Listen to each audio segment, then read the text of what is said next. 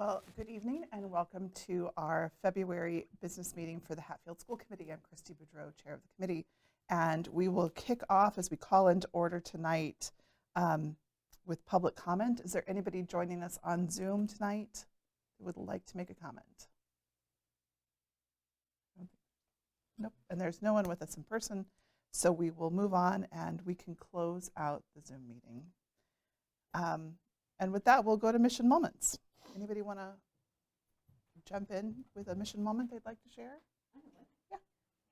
This past week, I've done mini assemblies, usually with like just K2 and then another one with 3-5, but I brought all K-5 students together last week because we are underway of kicking off our after-school clubs. So we have 5 different clubs being offered. A few teachers, it's new that they've never done a club before, so we're excited about that. And letters and emails will be going home confirming the student enrollment in those. Awesome. Other mission moments? Ms. Finch? I would just like to have a moment of thanks and a shout out to Jenny Charette and the Zoo Crew. I brought a gaggle of middle schoolers to the Smith Academy Boys Senior Night game, and it was super fun.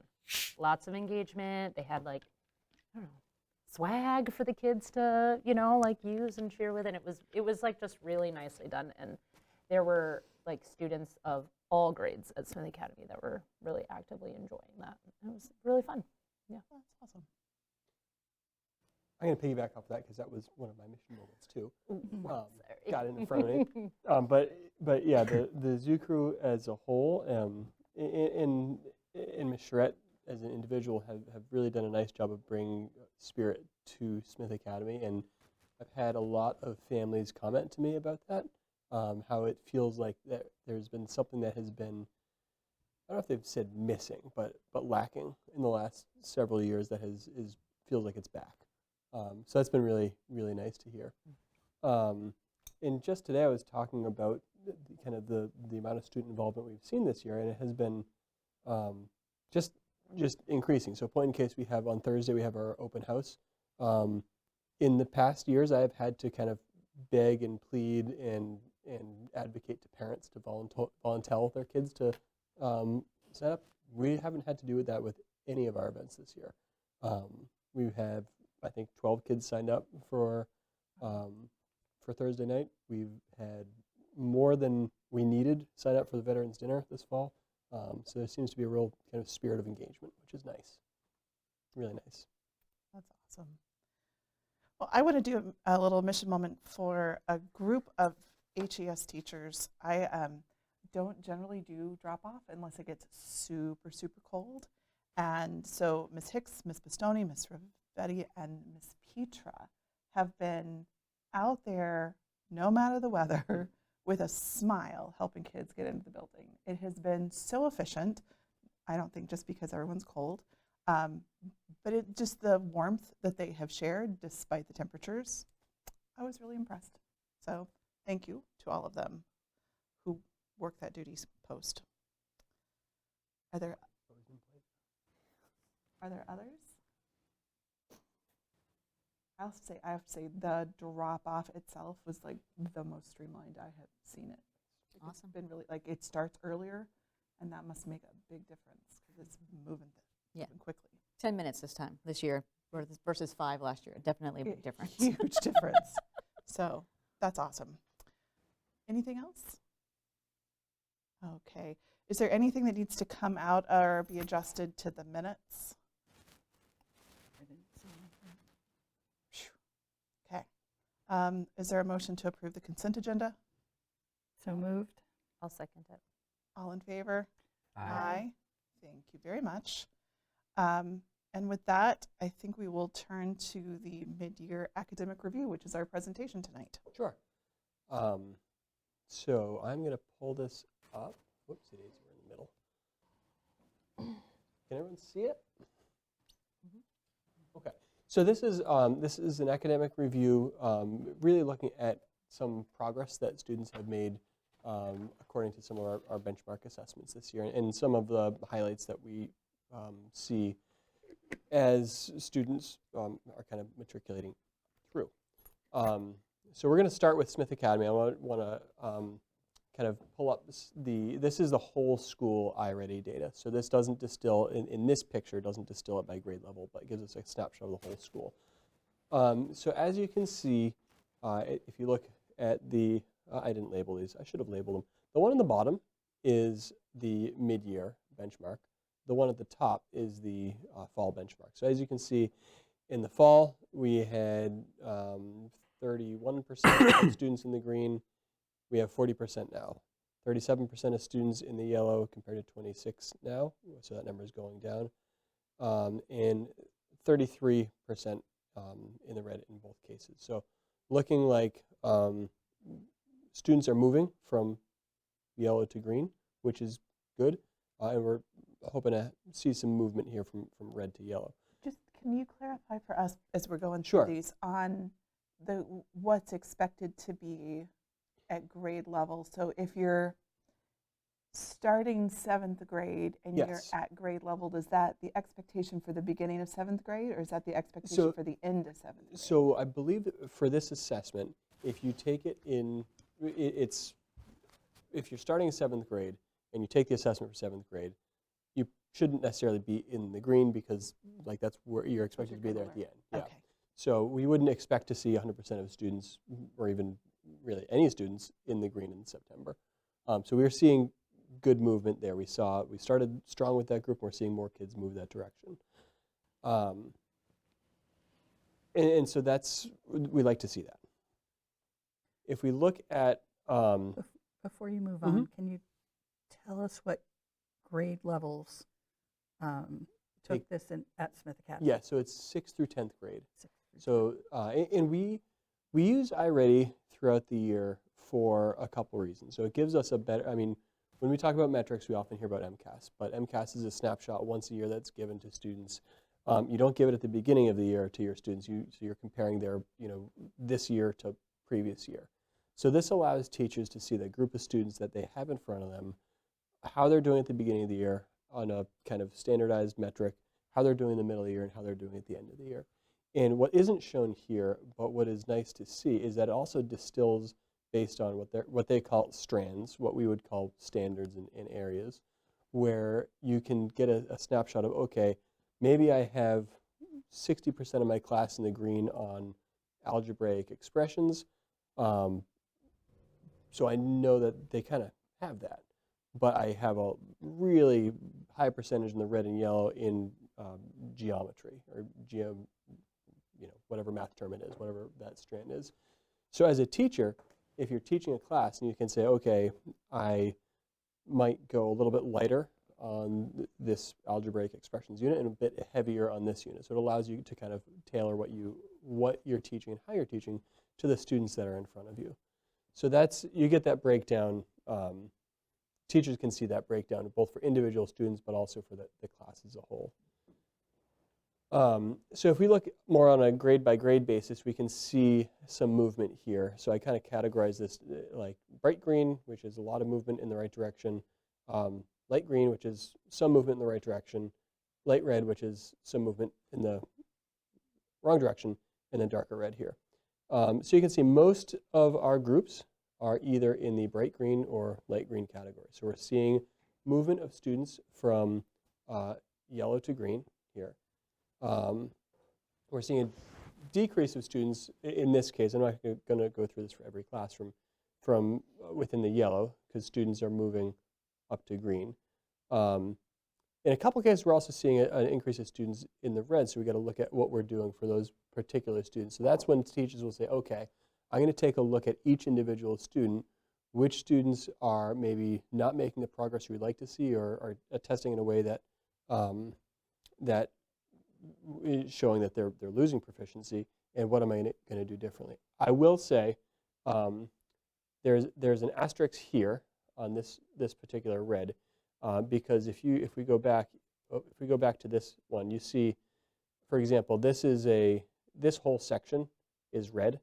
This is the red stripes and the regular red. The red stripes means that there are 3 or more levels below. They're testing there. In this case, even though we saw an increase of 10 to 17%, we saw a huge decrease in that really red, that red stripe area and a decrease in the regular red. So we are moving kids up to that level. Another point to make about this particular one is because this is really recent data. This happened last week, and we don't have ELA yet because that's happening tomorrow, and this happened late last week on Thursday. What we haven't done yet is gone through and talked to the students who get flagged for rushing the assessment, because you might be surprised to hear that that happens, where kids will just kind of rush. And this is one thing, nice thing about this assessment is that it flags. If a student triggers like, hey, they might be rushing, and we get a little, it's actually a flag that pops up next to their name. So it says, hey, Connor might have rushed through this, and we can look and say, well, yeah, you went from green to red. Why don't you take some time and do that again? So we have not done that yet. So I suspect that when we do that, we might see some shifting in here as well. When we look at ELA, again, we only have one data point for the school at this point because we haven't taken the mid-year assessment yet. But here's where the starting point was in September. If you look up here where it says students assessed total, this includes all students in the school, and we don't have 11th and 12th grade take it. So that's why it looks like there's like a third of the students that aren't taking it. And here is kind of where that breaks down by grade level. So starting with some higher levels in green in 6th and 7th grade, and looking to see yellow and red both move up towards the green. What does iReady assess them on in ELA?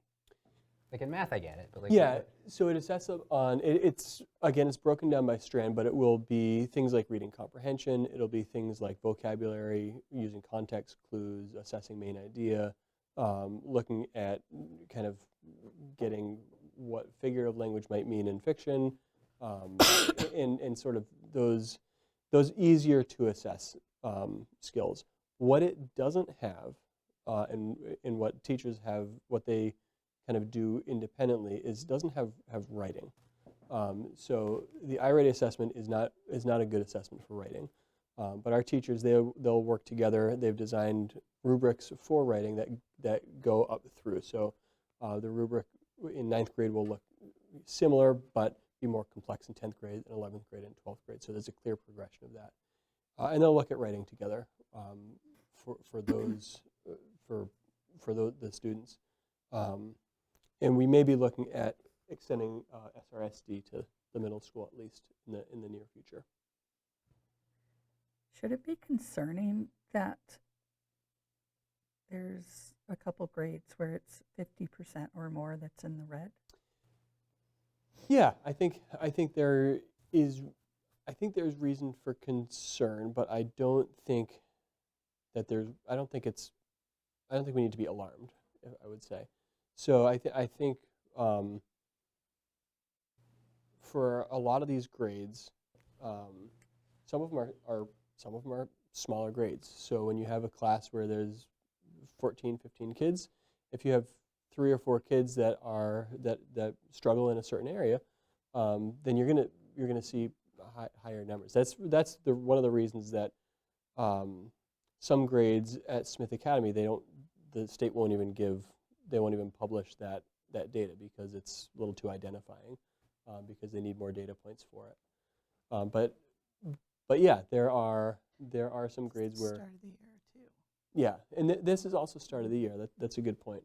But to that point, I think it also, because it's the start of the year, it gives the teachers a good point. Like, oh, okay, I'm getting a 11th grade or 9th grade class, and this 9th grade class has a particular strength in this area, or they have a particular deficit in this area, and it really helps them right from the start identify what those areas are, so they're able to focus on it.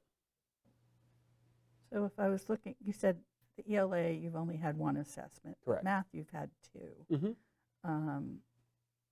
Yep. And the numbers in the red remained consistent from the beginning of the year to the mid-year assessment.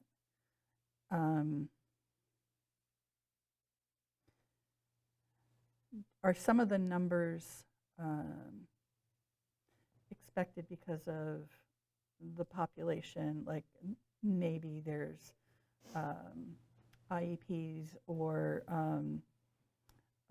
learning disabilities in math or in ELA or something that affect this. Yeah, that's a good point. So this is an assessment that's a standard assessment. It's not, the assessment itself is not differentiated.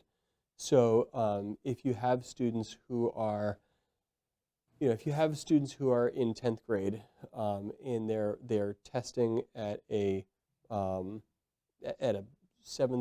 or 7th grade level, and I say they're testing because sometimes the performance on a test isn't indicative of a performance, however they're doing. But if they're testing at that level and they move up a grade or two, that's not going to be reflected in this data here. That's going to be, you're going to see that when you look at an individual student. You say, hey, Connor, nice job. You went from, working on skills that, that we would see in the 7th grade to, skills that we would see in the 9th grade.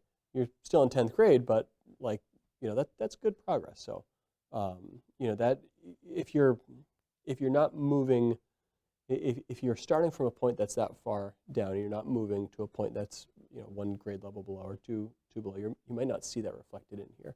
So that is a good point. And we do have students that have significant challenges, and teachers work really hard to help them meet those challenges. I wanted to ask that just for people that might view this and they would be alarmed at the numbers in the red. But if you expect a certain amount of the students that would be there given their current abilities, Yes, I don't know if I'm saying it right. But yeah, I hear what you're saying. I think the important part to remember is that we're always looking for growth. right. And we look at that growth holistically when we do things like, look at the entire school or individual grade levels, but we also look at it student to student. So this isn't going to distill down to that level, but that's what teachers do. They'll take a look at this. We'll sit in data meetings and look, okay, as a whole 9th grade class, here's where we are. These 3 students who I've been working with on these particular skills, after school or during skills blocks or during academic enrichment, I know that I've been working hard on these 3 skills. Hey, I can see even if they're not moving from red to yellow or yellow to green or even red to lighter red, I can see within that skill set how they're doing. So there may not be, that level of growth may not be reflected in here, but I think we are seeing it. Our current 10th grade class, when they take their final MCAS this year, because there's only like 10 kids in the class, right? Yep. So just so like the community knows, those results will probably not report, right? We won't probably see them for 10th grade. We will see them as a school. So we'll see Smith Academy as a school. Okay. Yeah. And often we don't even, because they only take ELA in 10th grade, in math in 10th grade, we often don't get even high school level data. We just get Smith Academy level data, which includes 7 through 12 in the past, and now 6 through 12 this year. I just don't want people to like see the results when Yeah. they come out in the fall and say, oh, they must be hiding something. It's bad. It's just we just don't have enough kids and we can't, No, because you could look at it and be like, oh, well, there's only 10 kids and n number of kids. Like you could figure out. Yeah.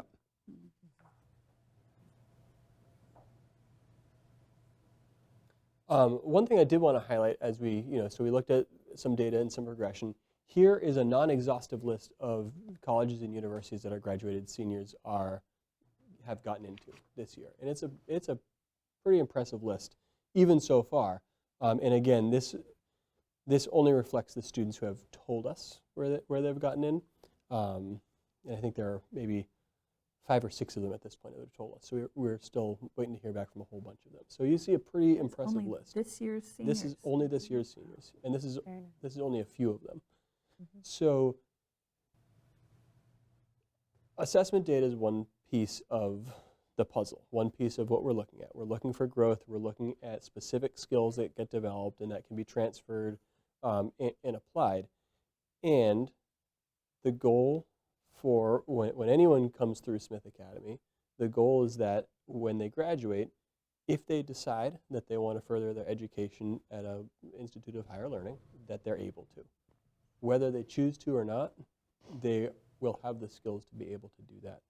And I think we continue to show by the outcomes with our seniors, folks who have come up through, that they're ready, which is that doesn't even start in Smith Academy. That starts all the way down in kindergarten. And this list will continue to grow, which is great. All right, speaking of elementary. So our fall iReady data, this is again from math. As you see, we had 17% of students being at the close to on-grade level or a little bit above, and we had 18% who were between 2 and 3 years below. And then that yellow, again, is the expectation of students are getting instruction from their classroom teacher. At the end of the year, those students should hopefully shift up. In our winter, we jumped up to 40% of our students are now either early at grade level or slightly above. And we definitely did a nice job of shrinking to having only 5% of our students 2 to 3 year grade levels below. And one of the things I can attribute that to is a couple of things. One, we definitely have a little bit of extra time in our math block or our time with our specialists. So yes, we've done some enrichment, but one of the things that we have Ms. Lanaville doing is she's going and doing flashcard work.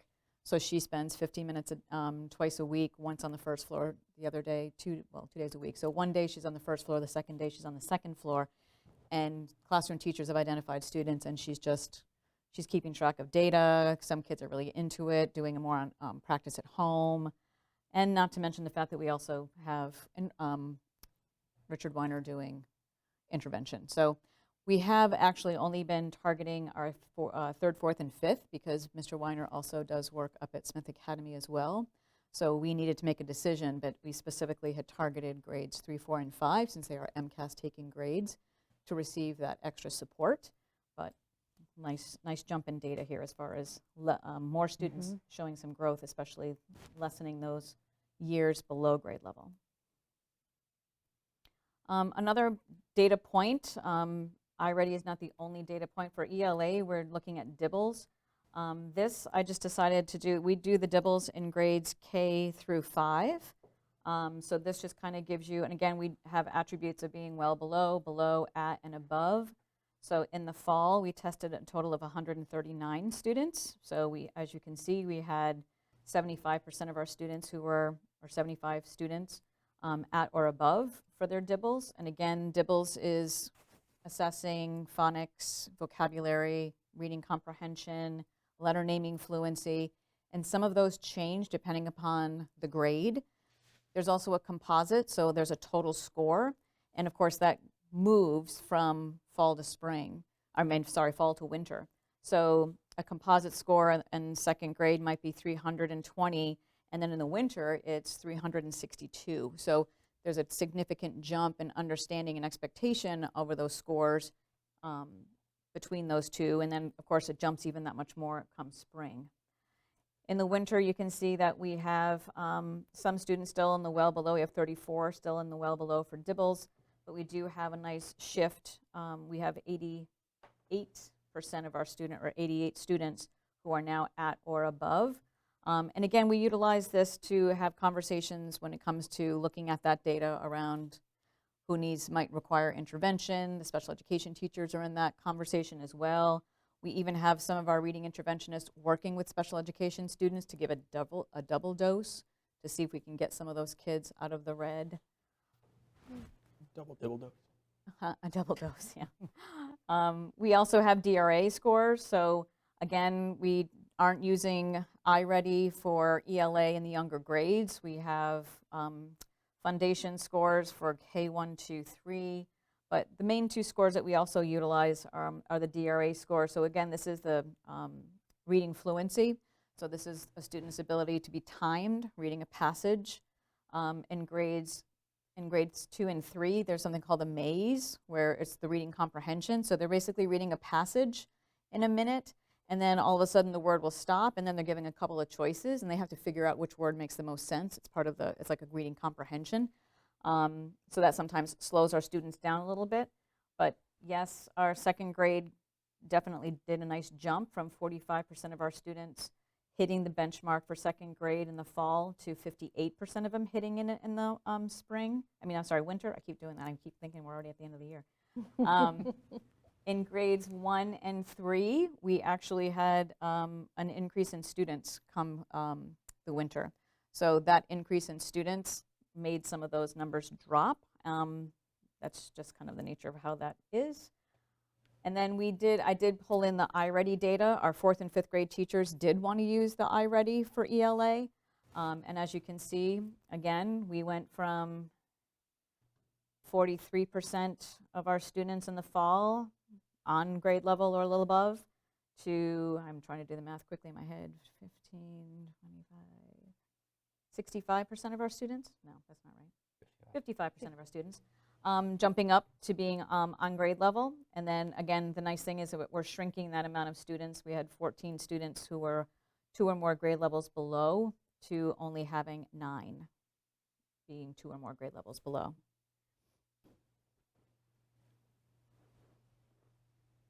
Any questions? The math interventionists you said you have available for 3, 4, and 5.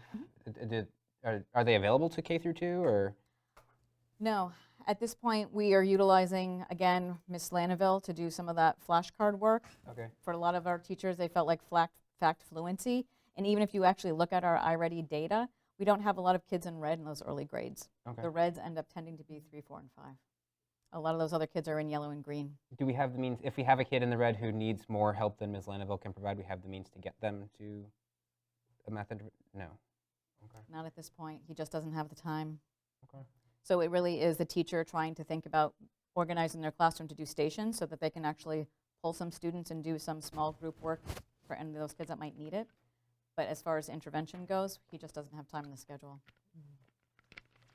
If those students are on an IEP plan, would they be likely to be getting support for that work? Oh, of course, yes. So Their they're- IEP would either have them have push-in support with one of the dedicated people that does that, or they're getting individualized education support by the special education teacher in a pull-out session. And I would add too, just because someone's not on IEP doesn't mean that they wouldn't get some of that support. So you may have, like we have a lot of push-in support. So a special education teacher will push into a regular ed classroom and work with some students on specific skills. If you have a kid in that class that's not on an IEP but needs work with those specific skills, they'll pull them into that group too and work with them on those skills. And these assessments allow us to determine, like, hey, yeah, this kid may not be on a plan of some sort, but we're recognizing that there's a gap here that we need to fill, so we can fill that gap. So that's one of the benefits, I would say, of having so much push-in support, the support that comes into the classroom rather than only pulling a select number of kids who are identified on plans out, is it allows you to mix those groups up a little bit more and to give the kids the support that they need, regardless of whether or not they have that on their plan. So that would speak to the grades, the early grades who don't have math intervention. Correct. Other questions? I have a whole bunch. Okay. I'm trying to think about which way to.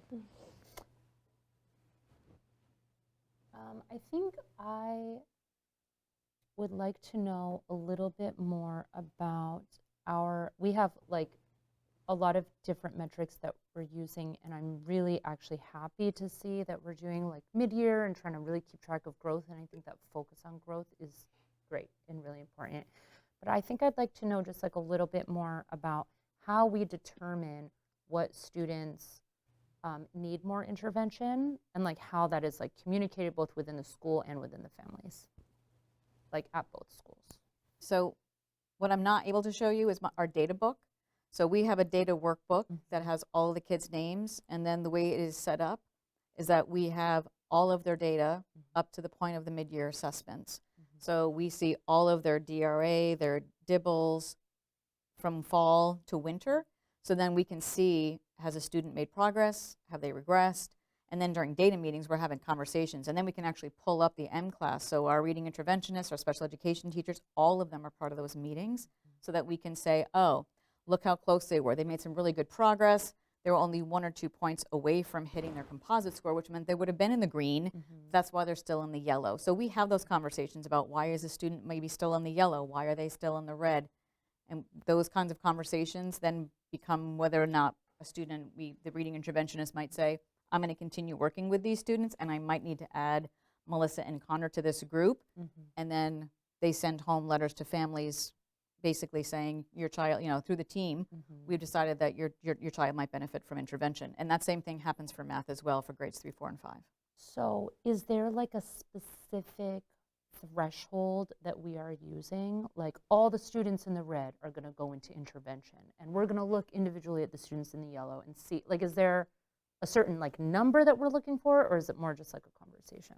It's not a number. It's really, when we first started using iReady, we were targeting kids specifically in the yellow because we felt like if we had given them a little extra, that'll get them into the green.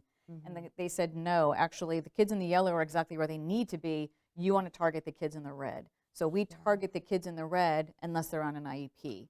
But we also want to keep tabs on those kids who are in yellow that are close to red. So if they're starting to make some steady progress but are still on that cusp, then we want to see if we can jump in and provide some support to make sure that we can get them where they need to be so that they're not falling behind and or end up in the red. So those are the kinds of conversations that we're having when we're looking at that kind of data. So in these data meetings at HES, for the students who are performing really well, because I love to see this huge, like the data speaks for itself for iReady reading informed. It's just the slide I'm looking at right now, like a huge jump in the green, and I think that's something to really celebrate. But like in these data meetings, are we also talking about the high achieving students and like how we can provide more enrichment, give them a little bit more of a push? That's part of why we started having the enrichment, right? So we wanted to be able to, and actually I have to say that it's really exciting to see that this is the first year that those kids who, when they took iReady for either ELA or math, because we do it for both 4th and 5th, 6th grade teachers, before they moved up to the middle school, had really complained, saying they flatline. They come in really strong in the fall, and they do absolutely nothing for the whole rest of the year. They don't go down very much, but they're not going up. They're just kind of staying where they're at. So we know that they're capable, so why aren't they moving more? And this is the first time that we actually had our kids, even who scored in the blue, who were scoring above, actually were hitting their typical growth score by winter. And that had not previously happened. And those kids were actually in enrichment. Nice. So the growth score is like how much they have improved from fall to winter? Yes. Okay. Yeah, the system for at least iReady, not so much Dibbles and DRA, but for iReady, they will, because it's nationally normed, they will say kids who have scored this particular score when they come in the fall, if they continue with their paying attention, doing their classwork, doing their MyPath practice, these kids will typically hit this score by spring. And then there's even a stretch growth that they'll hit if they can even do a little bit more above and beyond. So we're finding that previously our top kids would never hit their typical growth, but now they're starting to hit their typical growth. Well, I love to hear all those things. Yes. Thank you for like just really like walking through it because, yeah, I think this is showing some really nice growth.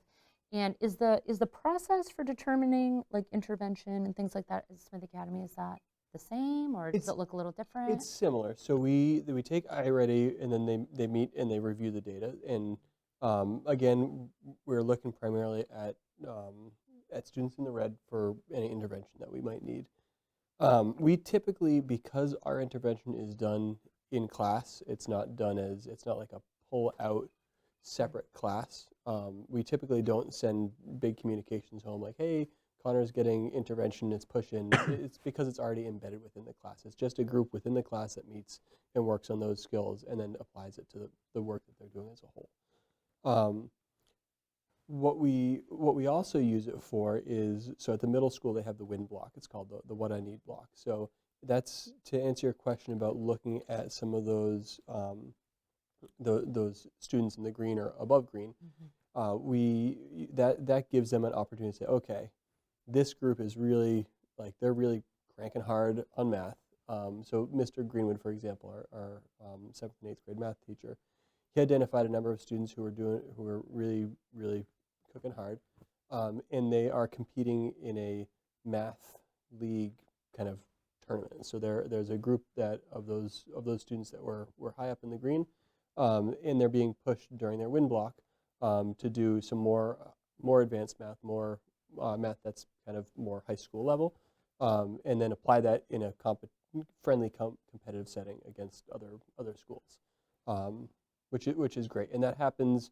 Those opportunities exist because the middle school team looked at that in the schedule and said, hey, we really need a block of time that's not an X block. That we're not going to come into your X block for for a genius hour, but we can utilize this time that's embedded to give some students who might be in the red or yellow that extra push to get to get where they need to be, or students who are in the green to apply that that knowledge and expand that knowledge in a kind of in a hands-on sort of way. So is the win block also being used, you said, to give extra support to students who are in the red? Yep, In it math can be. or in English? In math or in English, yep. Okay. And for some students, truthfully, the win block can be, if there's a science test coming up or something going on in science, or if you have a group of students that has a really particular interest in science, it can be a time for them to apply that knowledge, or to say, hey, we know this is coming up, we know this group is struggling a little bit, we're going to give them a little extra support, a little extra dose of science work to get them ready. So the win block is specific to 6th, 7th, and 8th grade? 6th and 7th primarily. 6th and 7th. So in the higher grades, Mhm. like I'm looking at some of these older grades that did have kind of quite a bit in the red. There's a different process around? Yeah, I mean, the process for looking at the data is pretty much the same. So they look at the data, they look at the students, and they look at the strands and say, okay, these are students that are struggling with this particular area. So in the intervention may look, it may take a couple of forms. So it might take the form of within a class, a teacher's pulling, everyone's working on work, we'll take math for example. So they do the lesson, here's how you divide fractions, here's what it means to divide fractions, here's why you don't just flip the number over, here's what it actually does. And then they are working on their kind of individual work. During that time, you might have the teacher pull a group together and say, okay, we're going to really dive in on this. We're going to do the fraction work, but before we get there, you're going to need to know this in order to be able to divide fractions. Here's what a fraction is, and go through a little bit of that piece. And so their work might look a little bit different to build that up, so then they can get to a level where they're dividing fractions. It also may look like after-school help. So frequently teachers will send home notes to parents and students to say, hey, I am after school on these 2 days. I've noticed that Connor is struggling with this concept. We would really like to see him come after school on Tuesday and Thursday. We're going to work together to kind of boost this. Contractually, teachers are required to be after school at least 1 day a week for extra help for students. The vast majority of teachers are after school 3 or 4 days a week for extra help with students. Generally speaking, that particular intervention works better when the communication goes home to families, rather than just saying, hey, I'd really like to see you after school to do some more math. I bet. And so we have struggled in the last couple of years to get a lot of buy-in for extra help after school. I would say this year we're seeing an uptick in that, which is good. I think that, sometimes kids don't want to stay after school to do more schoolwork, but I think that's, I think having that communication about, hey, here's what we're up against, here's what we're trying to get to, we'll get there. The other, and then the other piece, we have the Academic Support Center, which is that's a place that students can go in lieu of X block if they're if they have to get caught up on some work. Primarily, that's if they've missed something or if they need to get caught up. It's not really a time to get extra help, although there is sometimes some tutoring that can happen during that. But the other piece too is that, and this goes back to kind of what we were talking about before, but with interventions, We may have a student that is really like that hasn't been identified for special education, that is struggling in a certain area, and we might say, hey, we are gonna give Connor a skills block during the day, even though they're not necessarily identified for special ed. We're going to do this for 5 or 6 weeks. We're going to see how it works. They're going to work specifically during this time on study skills, on organization, and making sure that things are ready and organized for homework. And we're going to reassess in 5 or 6 weeks to see if it works. If that's the case, if we're making a change to a student's schedule, we're saying, okay, you're going to go, instead of going to health class, you're going to do this for every other day for 6 weeks. At that point, we would absolutely send a communication home saying, hey, this is what's going on. We think that we can address this with a short-term intervention. We'd like to do that, and we're going to reassess in 5 or 6 weeks to see how things are going. At that point, that's where we would absolutely do that. I'm sorry I had so many questions, but That's this all is right. very helpful to me, That's great. so thank you. Do you have more? No, you guys can go. So, have you guys taken a look at how we compare to the iReady national norms? I have not. Mm-mm. I have not either. Yeah, we can. So we'll bring that back in, and maybe Mhm. I've had a chance to finish up because I know this Yeah, caught you ahead of yeah. your I testing mean, we're right in the schedule. middle of the National and state, or just national? I don't know. yeah, we can see if they break it down by state, Yeah. but I know that it's a nationally normed assessment, so we can at least look at that. The questions on? As a general feeling, as you guys went through this, were you pleased with where we were mid-year? I am pleased to see growth in specific areas. I think when we look at, and when we have the data meetings and we look at individual students who might have kind of plateaued a little bit, it'll be good to develop plans to help support them. How much harder is it to make growth as you get into your upper grades?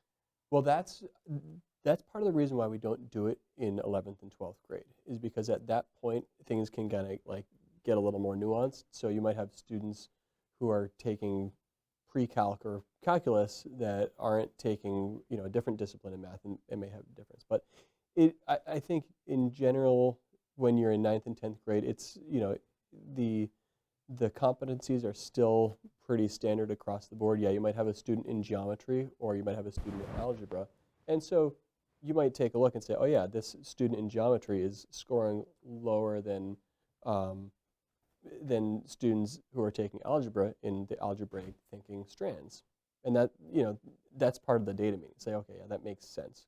Or you might have students in geometry scoring higher in geometry and not as high on algebraic thinking. So that's to be expected, but I think in general, because you have to have kind of some level of competence across the board when you're building those skills in 9th and 10th grade, I think the expected growth is pretty standard. So I think it would be expected to hit that. Would it be easier though for a 5th grader at a 3rd grade level in math to catch up than a 10th grader at an 8th grade level?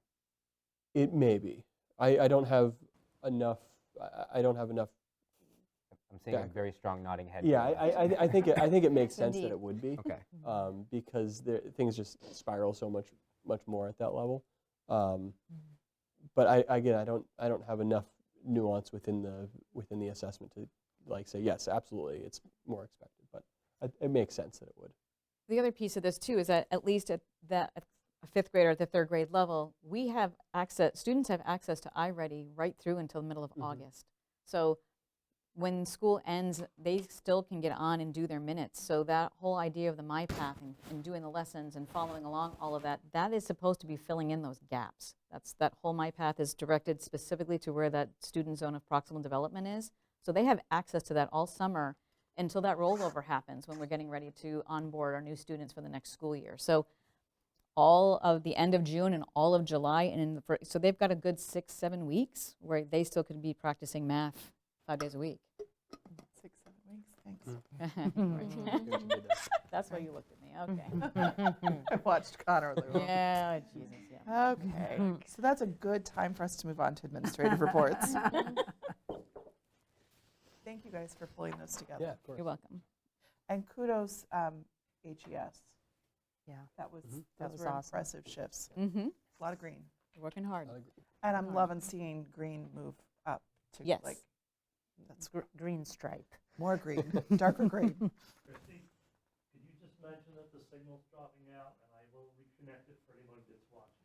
Okay, so John is sharing with us, for those of you that are coming along live, that our signal has been dropping in and out, and he's going to be reconnecting us. Okay, thank you. Do we need to take a pause? No, there's nothing I can do. It's the Wi-Fi signal. Okay. As it goes. So with that, Dr. Driscoll? Sure. I'm going to kind of highlight a couple things here. So our PD committee is in the final stages of putting together a proposed calendar for PD events for next year. I would say that those meetings have been really fantastic to have that much input in a real formalized way. So I'd like to thank everyone who's on that committee. Really a lot of priority areas, including neurodiversity training, curriculum, time to train on new curriculum and align existing curriculum, and continuing to work on school culture and climate initiatives at both schools, I think, are high priority areas. Management and operations, this was written before we had 2 new hires at the elementary school too for ESPs, but we've hired Mike Bell as an ESP at Smith Academy to replace an ESP who departed. We've also made a hire at Smith Academy. Julia Lozier has started in the office as the admin assistant. So she was in last Friday. She'll be in this Friday working with Jackie. She's replacing Jackie Pellick, who is, sorry, Jackie McChrystal, who is moving on after 19 years in the district this year. We wish her the best of luck. And so she's phasing in throughout the spring. So you'll see her this Friday and then next Friday. And then as we get into March, she'll be working 3 days a week while she phases out her own business, and then she'll be full-time starting in the summer. And she's wonderful. She's a graduate of Smith Academy, so she went through Smith Academy, and she has a lot of experience, administrative assistant experience at the secondary level and at colleges too, so she'll be able to help support students as they're looking into university too.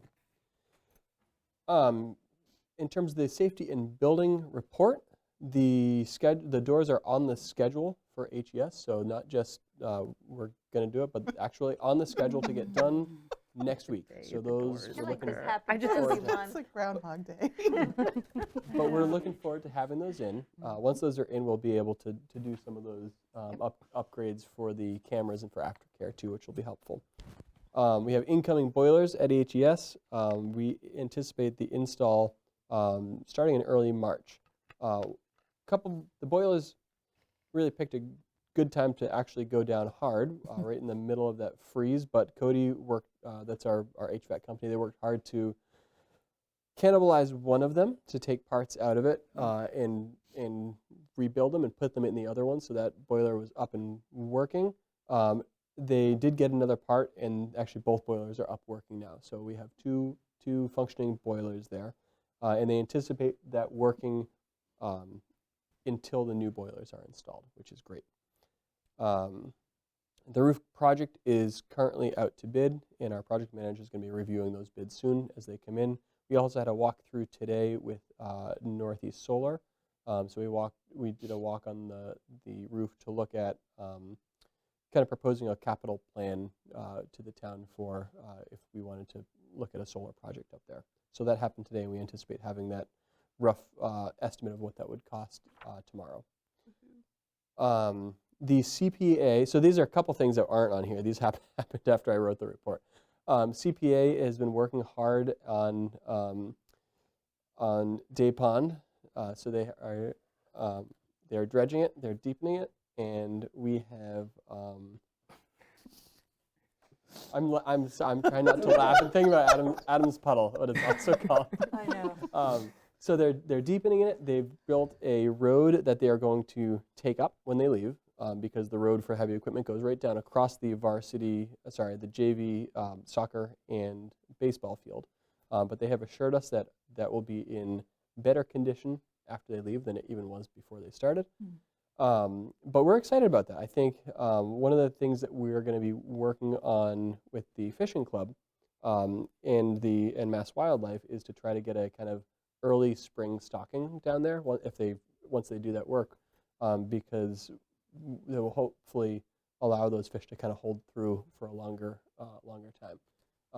Because if it's dredged and aerated, they can survive, which is great. So we like that.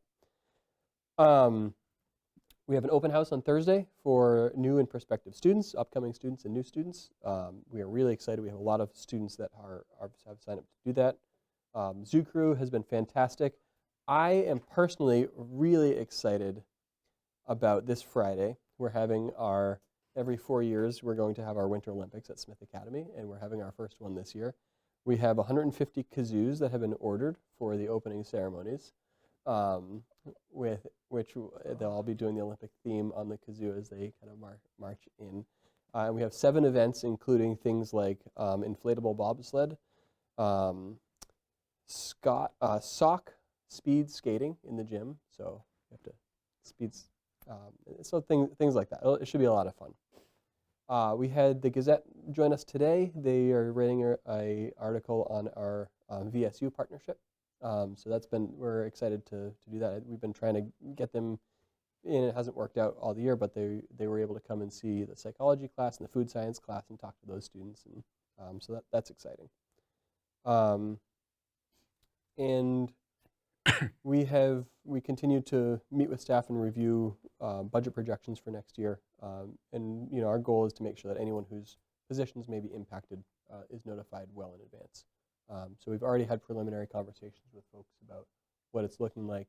As we get more information coming in, we will have more solidified conversations with them too. But at this point, anyone who could potentially be impacted has been notified. Is that like a broader conversation? So if we're aiming for up to 7 positions has been kind of the conversation, but is it more than 7 folks who are? Yeah, we've talked to everyone. So the way it works is if folks have professional teaching status, then they get into that kind of level of seniority and certification in those conversations. We've talked to anyone that doesn't have professional status and said, listen, either we anticipate your position probably not being affected, but we're having this conversation because you don't have professional status, or we anticipate that there may be an impact that could impact your position, and so that's been. I mean, they're hard conversations to have. It's not the conversation anyone wants to be having, but I think having it in February and January when we did is just a much kinder thing to do than having them in May or April, when it's when people can have time to get themselves ready and get their resumes dusted off, all that. So professional teaching status comes at the start of your 4th year? Start of your 4th year. It's after with 3 the district, not with just the the district. 4th year teaching. Yeah, so it's with the district. So when you have taught successfully for 3 years, you get professional teaching status, and that allows a couple of things. So it allows you're less kind of under the microscope, quote unquote, for evaluation. So there are fewer formal observations that are needed for folks who have achieved that.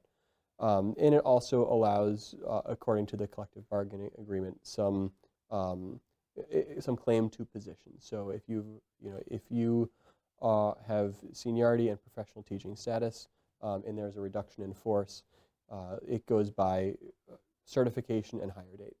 So whoever was hired, kind of last in, first out, kind of thing. Is the 3 years pretty standard for It districts is. around us? Yep. Yeah, it is very standard. And I think it's long-standing in our contract. It's not Mhm. new. Yeah. Yeah. Yeah, I would say it's longstanding in pretty much every contract I've viewed Mhm. in every district I've ever been part of. Same. I have a few more quick Mhm. district questions. You mentioned some hires. How many holes do we have? Staffing Right, holes? right now, Yeah, across None. the district. Both No. schools, you're both fully staffed? I think Yes and no. Oh. I'll explain that in my. Fair enough. Yeah. Do we know when the paving will be going out to bid? the paving, I will have to check with the project manager. I can tell you based on capital planning that the paving won't happen until the very end of the summer. Okay. Because there's probably some other town-wide paving of parking lots that they want to tie it together with to save money. Makes sense. And so they won't, and they also won't touch it till the roof is done. Right. And so That's the roof schedule is what's driving it more than anything. But they're still, because I sat in a meeting with the DPW director a few weeks ago, they're still looking to make sure that it happens before school starts. But it will be tight. Yeah. And the roof will start, so they're going to start some parts of the roof during the spring while school is still in session, those parts that they can do without substantially disrupting classes. So they'll do those, and quite literally the day after school gets out, they will be dropping the membrane off and putting it up. They're counting our snow days too. They sure are. Yeah, they really are. Yep. As we've been mindful of our budget over the year, and our budget was more expensive than we originally anticipated going in, and I keep signing bills for HVAC repairs, and you were talking about the ones that Cody has done. Do you have a ballpark as to how much we've spent on repairs this year, and are we still within the budget line of how much we allocated for repairs? For this year, I don't know exactly where we are. I just didn't look at the number right before this meeting. I believe we are still within the budget because we added substantially to that line, anticipating. We were expecting an expensive year. Yeah. So we can take a look at that later this month. Yeah, we can. And the good news is that we can anticipate savings in that area for next year. We shouldn't need it. Jinx it. Fingers crossed the boilers keep kicking until the new ones arrive. Indeed. Okay. More for the district? Quick question about the Olympics on Friday. Are any elementary students coming up to be spectators? We think so. We're not 100% sure. We were actually trying to go through logistics on how they would spectate this afternoon. So we're hoping that they can. There are different stations throughout the ground, so we just need to figure out supervision along those stations. I'll be talking to the 5th grade teachers tomorrow. We just had this conversation. Yes. And it should be a balmy, 33 degrees, Oh my gosh. not much wind. Tropical. Yeah. Don't even need a coat to walk in that weather. That's my Shorts. child, That says mine. practically. Yeah. Okay. Thank you very much. Ms. Petra? So as far as staffing goes, I had 2 people who had moved on to ESPs, one the 4th and 5th special education ESP, and one 5th grade ESP had given their notice and or had left, so I had those vacancies. Thanks to posting on Indeed, because School Spring wasn't really touching it, I have now hired those 2. I just recently learned this past week of another resignation, but because of a School Spring applicant, that I should be fully staffed after the vacation because they have accepted the position. So I'm just finishing up paperwork, and then we should be fully staffed with ESPs. That's awesome. I met this past week, and we did our data meetings, looking at all of our mid-year data. So if they haven't already, intervention groups and enrichment groups were identified. We're having our first cycle of enrichment end. So we're doing a family presentation, and a little bit of this is going to be happening at the all-school meeting this Friday. Desi came in and was doing both observations of classroom instruction as well as interviewing teachers, specialists, and administrators. And that's really it, because I had updated my update previously, so this is just 2 weeks worth.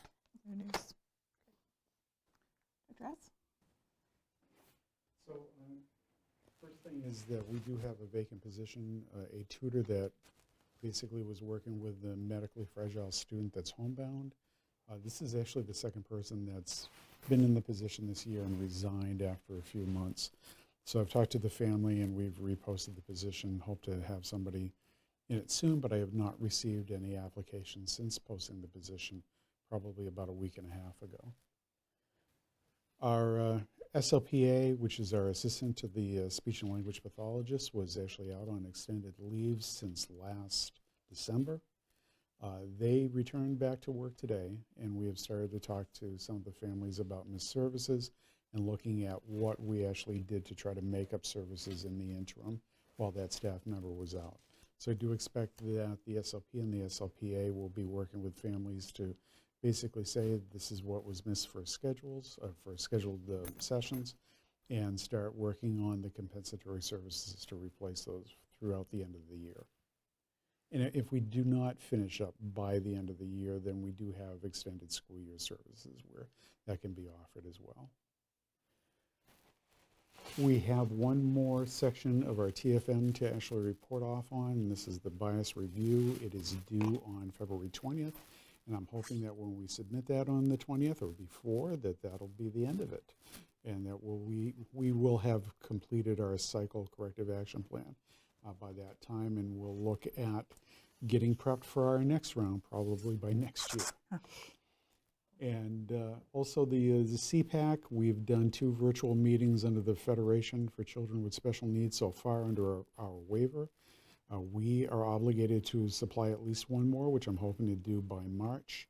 At a recent advisory council at CES, I did actually encounter some districts that were talking about regionalization, and they were talking about reaching out and decided not to wait for that, so I did send them really kind of a request to say, when you get to the point of actually offering this to other districts, we would like to be considered in that. I've not heard back yet, but that was fairly recent.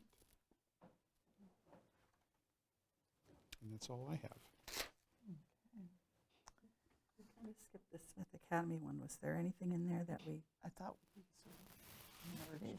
Yeah, I mean, the only thing that I didn't mention was the DESI review that we had last week. So DESI came out. They contracted with AIG, who came out, and they conducted a number of focus groups and interviews with myself and other teachers and students and staff members and parents, school committee members, town administrators, all kinds of folks. So they I guess this was kind of a mission moment too. They were really impressed at the people that we had, and then they kept coming back to that. Said, you have it seems like you have just really incredible people that work here. And DESI is really big on systems for big districts, but you have even if you don't have all those systems, which you might not need because you have no students that would need that, you have the right people in place to address all the needs that come up, which was wonderful. What do they do with all the data they've collected? Oh yeah, this is great. So they put it in a report, and then they give us the report, and we can read it. We can. We Seems can, like we should read it. Yeah, we will. And it will have good information. It will have kind of their findings about what they see as the district's strengths and areas for growth. What it doesn't have, how it's different than like a tiered focused monitoring review, is it won't have like teeth, for lack of a better word. So there's nothing that they're going to say, okay, you need to fix this and show proof that you fixed it and submit this as evidence that you fixed it. This is more just a snapshot of, hey, here's how we think things are going according to our standards and indicators. Here are some things for you to think about as a district, and it can help inform our improvement process and our goals as administrators and schools.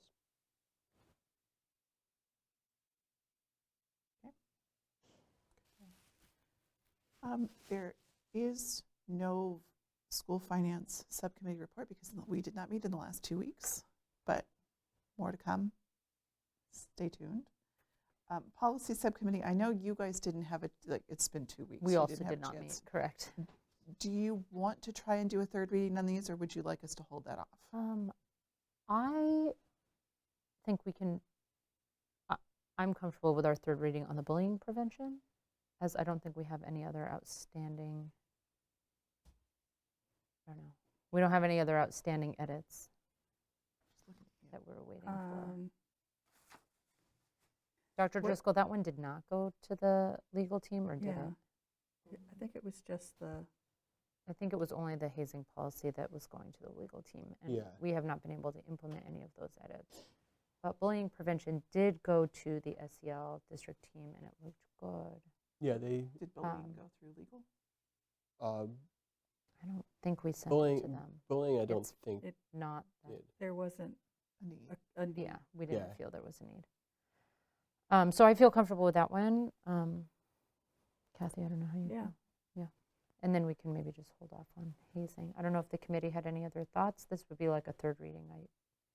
There have been no changes, but I feel comfortable. Are there additional thoughts or changes from the committee that you want to speak to about bullying prevention? Okay, seeing that, I'm going to make a motion to approve the edits to JICFB on bullying prevention. Is there a second? Second.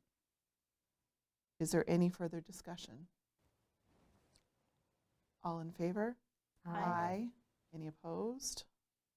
Okay, so bullying prevention is voted, and we'll hold off on hazing until you guys have a chance to take a look at that.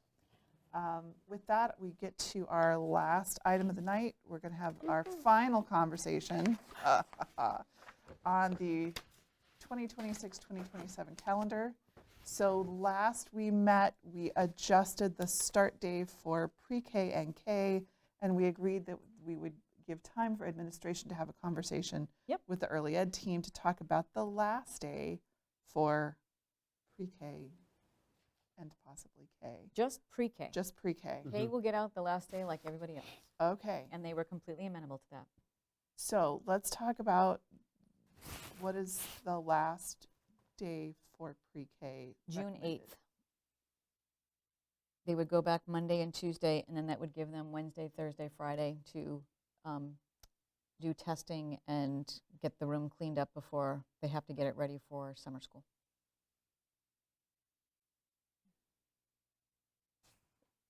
As So- a- Go ahead. So by do testing, like, are there kids, so in those days, the teachers are there and kids who are in preschool will be brought back to be tested? Yes, so any families that we have said yes to that have not used us before or haven't come to our preschool, we will be inviting them to come back during those 2 days of those 3 to be able to have them come in and do assessments before we start figuring out and creating class lists so we can let people know in August who their teacher is. To anticipate the next school year. Correct. And that's when they'll do kindergarten screening too, correct?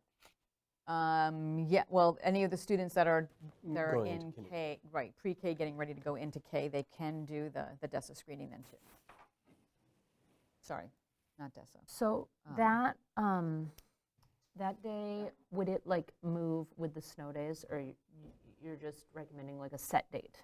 Right, because kindergarten would move with the snow days. Right. And I guess that I mean, if we're pushed, I'm still thinking it would still be just the last 3 days. If we had 2 more snow days, then it would be pushed to, Is that what's happening this year with pre-K, and now we've had 2 snow days? no, because we don't have that built into the schedule this year, so we're going to have, This I'm is doing that new. internally. Okay. So I think the goal, and if I'm misstating this, please correct me.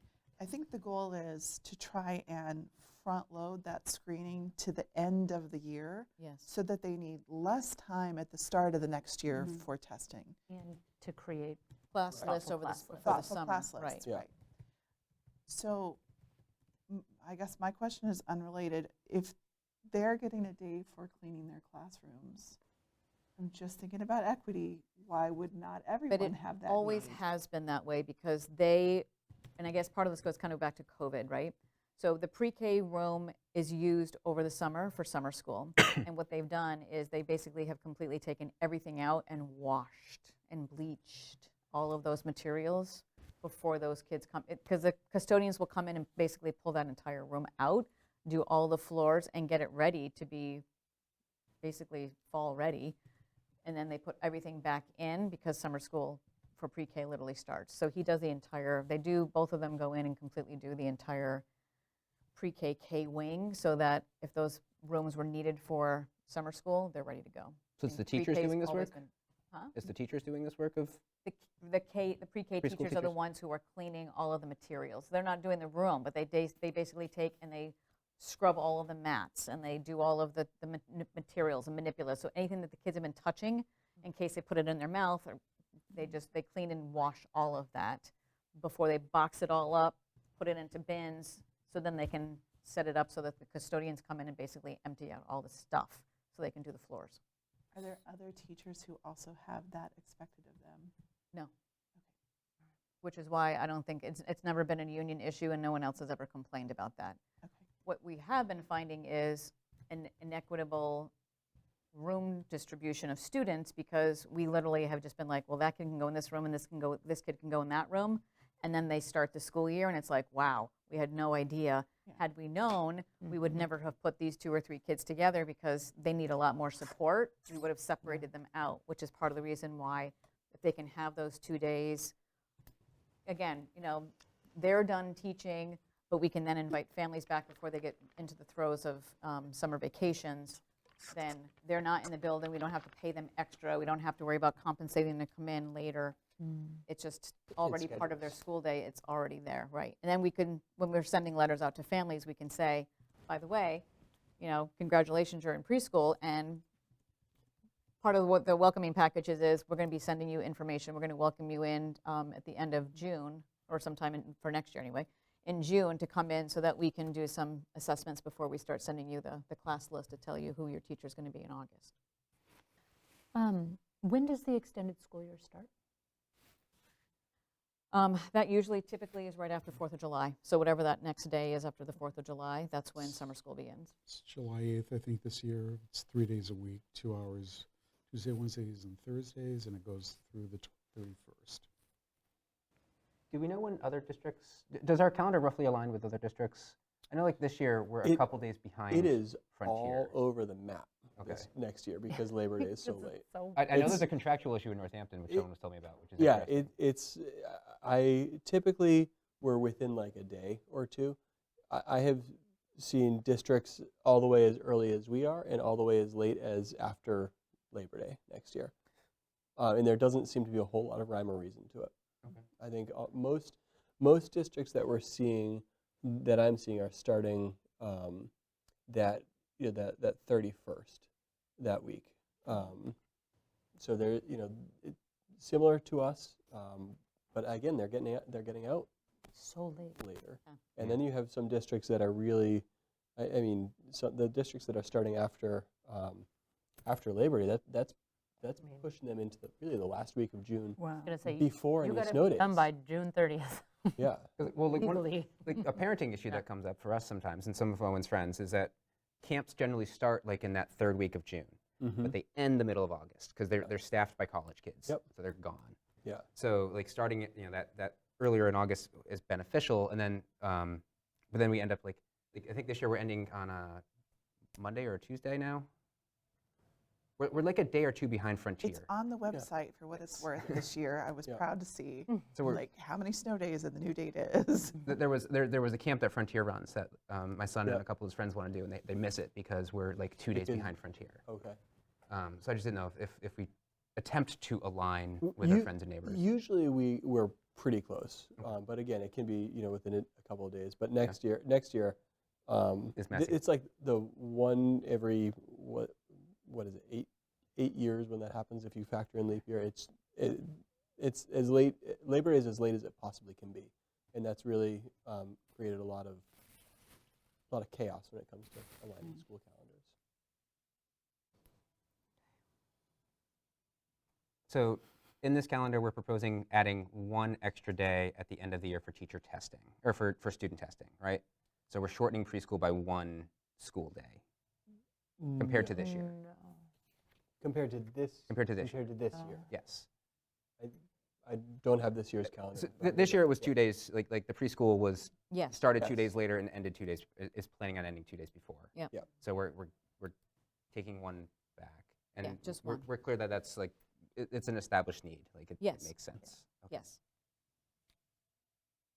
But they did, when I was having the conversation about, again, those families that have older siblings, that seems to be a hard thing to ask them to have an extra whole week Yes. where they're sending their older children, but not bringing the preschoolers in. They said, yes, that actually made sense. I think this will be an And said improvement. that, yes, it would make sense to have Monday, Tuesday, the 2 days for testing, and then the 1 day to make sure that all the rest of additional cleaning would happen is completely, they said, doable.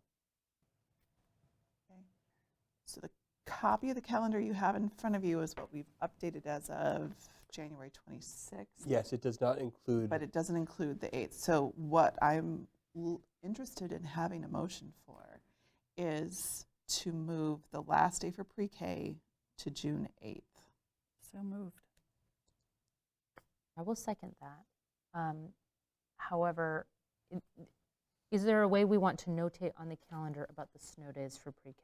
Yeah, I can put that on the side where it says, similar to how it says last day of school, no snow days. Right. Let's just make sure Yep. it's clear on the calendar. So every last day will shift with snow days. Every last day will shift with Mhm. snow. Everybody's last Except the graduating Hmm. Yeah, them. except for seniors. They can, graduation will stay on the day. Okay. So we have a motion, we have a second. All in favor? Aye. Any opposed? Thank you much. And thank you to the early education team for bearing with us on that one. I think it's a good change. Okay, it is 8:18. Is there a motion to adjourn? I motion to adjourn. I'll second it. All in favor? Aye. Aye. Thank you all.